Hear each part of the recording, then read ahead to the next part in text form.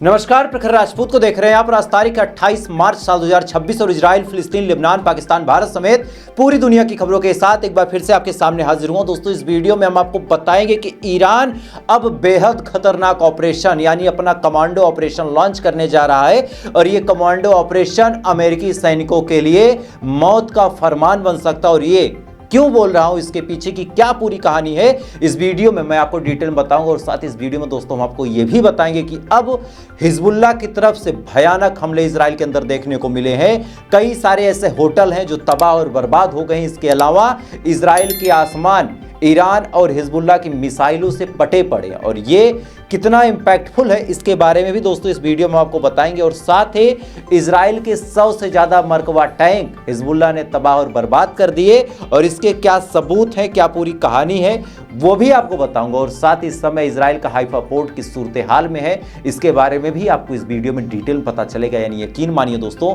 ये वीडियो बहुत ज्यादा अहम होने वाली उन लोगों के लिए जो मिडिल ईस्ट की खबरों में इंटरेस्ट लेते हैं। हम उन तमाम खबरों को आपको इस वीडियो में बताएंगे जो खबरें पूरी दुनिया की सबसे अहम खबर, यानी आप इस वीडियो को अंत तक जरूर देखिएगा। और साथ ही चैनल पर नए हैं तो वीडियो को लाइक करके, चैनल को सब्सक्राइब करके अपना प्यार जरूर दीजिएगा। और इजराइल और अमेरिका की जंग में आप किसके साथ खड़े हैं, इजराइल के साथ खड़े या फिर अमेरिका के साथ खड़े, मुझे कमेंट करके बताइएगा। तब तक एक एक करके मैं आपको खबरें बताता हूं। और सबसे पहली खबर दोस्तों निकल के सामने आ रही है ईरान के हवाले से। दरअसल ईरान अब अमेरिकन सैनिक को जिंदा पकड़ेगा। जी हां, सुनने में यह चीज आपको बड़ी अजीब लग सकती है, लेकिन ईरान ने खतरनाक लेवल पे ऑपरेशन चलाने का ऐलान किया है और साथ ही यह भी कहा है कि अब वो अमेरिकन सैनिक को जिंदा पकड़ेगा। अब जिंदा पकड़ के क्या होगा, क्या निगोशिएशन किया जाएगा, या फिर ईरान अमेरिका को ब्लैकमेल करेगा, या फिर ईरान उन सैनिकों को सरेआम लटकाएगा, या फिर क्या करेगा, वो तो बात की बात है। लेकिन अभी बड़ा सवाल यह है कि आखिर ये खतरनाक ऑपरेशन चलाया क्यों जाएगा और इसके पीछे की पूरी कहानी क्या है। दरअसल इस कहानी की असल शुरुआत 28 फरवरी से ही हो जाती है, जब धोखे से अमेरिका और इजराइल ने ईरान के ऊपर हमला करके ईरान के सुप्रीम लीडर आयतुल्लाह खामनेई साहब को शहीद कर दिया था।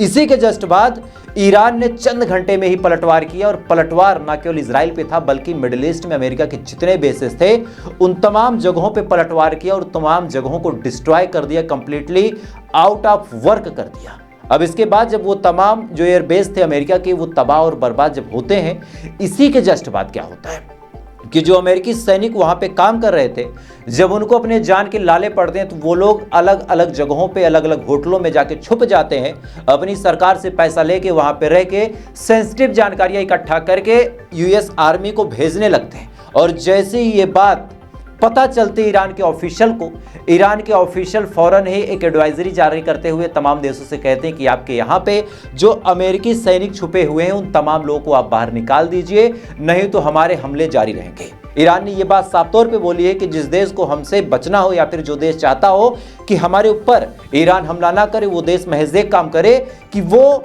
ईरान के दुश्मन अमेरिका के लोगों को अपने अंदर ना रखे, यानी अमेरिकन एयरबेसेस के लोगों को वहां से हटा दे। बाकी ईरान कभी भी उन देशों पे मिसाइल नहीं मारेगा, ये वादा था ईरान का। लेकिन इसके बावजूद दोस्तों, चाहे कतर हो, चाहे दुबई हो, चाहे सऊदी अरब हो, इन तमाम देशों ने ईरान की इस धमकी को मजाक में ले लिया और अमेरिकन के सैनिक को बचाने के लिए इन तमाम देशों ने साजिशें रची। जो होटल सिविलियन इलाके में है, जिन होटलों में कुछ टूरिस्ट घूमने आते हैं, कुछ आसपास के लोग आते हैं, या फिर कोई हॉस्पिटल के इधर उधर है जहां पे पेशेंट के पेरेंट रुकते हैं या फिर किसी के साथ के केयरटेकर लोग रुक जाते हैं, यानी वो होटल जहां पे मासूम सिविलियन रहते हैं, उन्हीं होटलों में कमरा दिलवा के अमेरिकन सैनिकों को छुपा दिया। और ये बात जैसे ही ईरान को पता चली दोस्तों, आज ईरान ने एडवाइजरी जारी करते हुए कहा है, खासकर उन देशों के सिविलियन से रिक्वेस्ट की है कि अगर आपके आसपास कोई अमेरिकन सैनिक मौजूद है, आप जिस होटल में छुपे हैं वहां पे कोई अमेरिकन सैनिक आपको दिखता है या फिर उसकी कदकाठी से आपको लगता है, तो आप फौरन उस होटल को छोड़ दें और उस होटल को खाली करके उससे बहुत दूर चले जाएं। अब ये एडवाइजरी कल रात जब जारी हुई तो इसका मतलब क्या है? इसका मतलब बहुत साफ है कि अब ईरान इन तमाम होटलों पे भी एयर स्ट्राइक कर सकता है या फिर ग्राउंड लेवल पे अपने सैनिकों को भेज सकता है। वहां पे इनके जो प्रॉक्सीज हैं, जैसे लेबनान की बात हुई कि लेबनान के एयरपोर्ट के पास एक होटल है जहां पे अमेरिकी सैनिक मौजूद हैं, तो लेबनान को लेके भी अब एडवाइजरी जारी है कि आपके जो लोग हैं वो फौरन वहां से हट जाए, चूंकि हम उस होटल को टारगेट करेंगे। और यहाँ पे टारगेट करने का मतलब ये नहीं कि केवल एयर स्ट्राइक होगी, जो मैंने अभी कहा कि प्रॉक्सीज ईरान की हर जगह एक्टिव हैं और ईरान अपनी प्रॉक्सी के दम पे भी वहां पे सैकड़ों की तादाद में लोगों को भेज सकता सकता है, उन लोगों को पकड़ सकता है। क्योंकि देखिए, चाहे हिजबुल्लाह हो, चाहे हमास हो, चाहे हुतीज हो, चाहे मिलिशिया ग्रुप हो, चाहे कुड्स ग्रुप हो, इन तमाम ग्रुपों में जो लोग हैं उनकी तादाद कम से कम 50,000 से 1 लाख है। 50,000 से 1 लाख की तादाद इन लोगों की है। और ऐसे हाल में अगर ये लोग एक साथ कहीं चले जाएंगे तो बड़ी से बड़ी आर्मी एक बार पीछे हट जाएगी।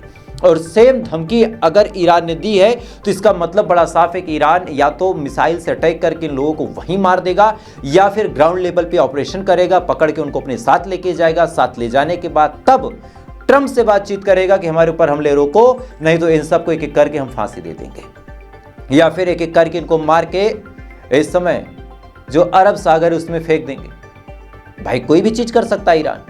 और ऐसे हाल में जब इस ऑपरेशन की बात हुई तो कायदे से इजराइल और अमेरिका के अंदर दोस्तों दहशत का माहौल है। और इसी बीच आज ईरान ने अपनी 84वीं बेब की मिसाइल को लॉन्च कर दिया।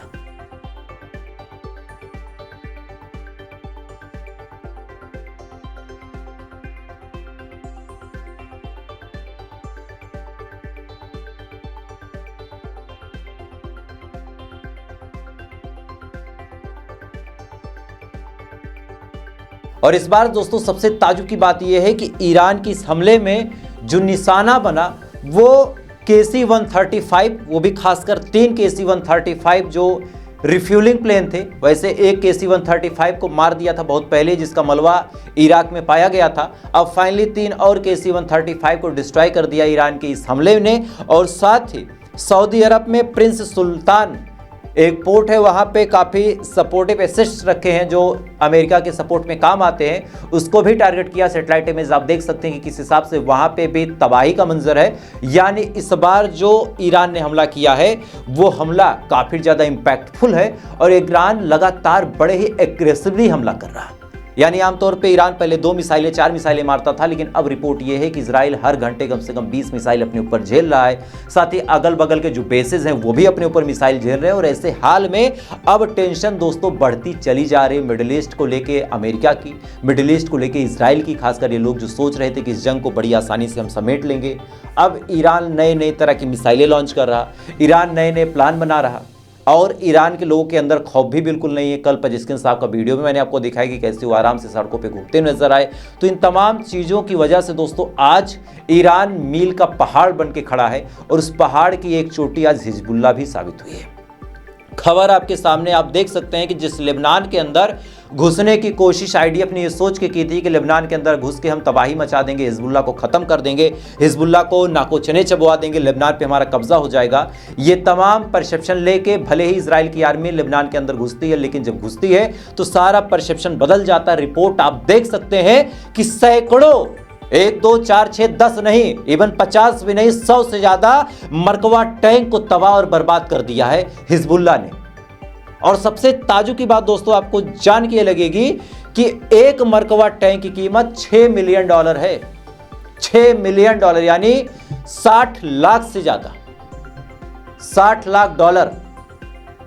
अब $60 लाख का मतलब अब भारतीय रुपए में कन्वर्ट करें, आप 100 से गुणा कर लें। 60 लाख में एक जीरो आप बढ़ाएंगे, कितना हो जाएगा? 6 करोड़। एक जीरो और बढ़ा लें, 60 करोड़ का एक मरकवा टैंक है। और ऐसे 100 से ज्यादा मरकवा टैंक तबाह किए, यानी $600 मिलियन से ज्यादा नुकसान इजराइल को अकेले हिजबुल्लाह ने दिया, वो भी केवल मरकवा टैंक की फील्ड में। बाकी हिजबुल्लाह की मिसाइलें क्या इंपैक्ट दे रही हैं, किस हिसाब से मार रही हैं, आप ऑलरेडी जान भी रहे हैं। और आज फिर फ्रेश अटैक हिजबुल्लाह ने किए हैं और पूरा हाइफा शहर इस समय दहशत में। और मैं चाहूंगा कि हिजबुल्लाह के हमले को देखें आप। استقل موشي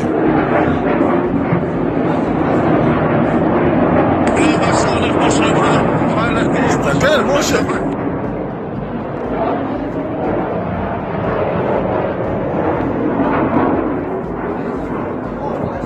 इन तमाम वीडियोस में दोस्तों एक बात आप साफ तौर पे देख सकते हैं कि आज हिजबुल्लाह के हमलों के बाद इजराइल के पास उनका कोई जवाब मौजूद नहीं है।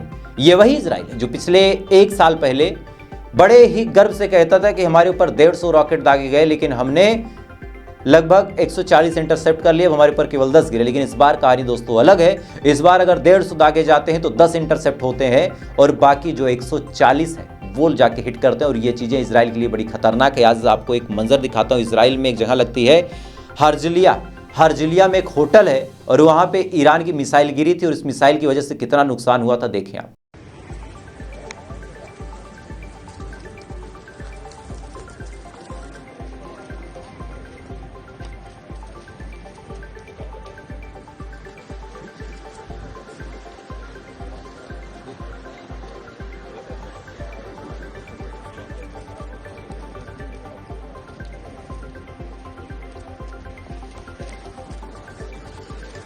इस वीडियो में दोस्तों आप साफ तौर पे देख सकते हैं कि किस हिसाब से एक होटल को खंडहर में तब्दील कर दिया ईरान की मिसाइलों। लेकिन ऐसा नहीं कि अगर ईरान हमला कर रहा है तो इजराइल खामोश है। आज बड़ी अपडेट निकल के सामने और यहां से सीज फायर की जो बात अमेरिका और इजराइल मिलकर कर रहे थे उसका उल्लंघन भी आपको बताऊंगा कि आज इजराइल ने 2 स्टील की फैक्ट्रियों पे बड़ा नुकसान किया है।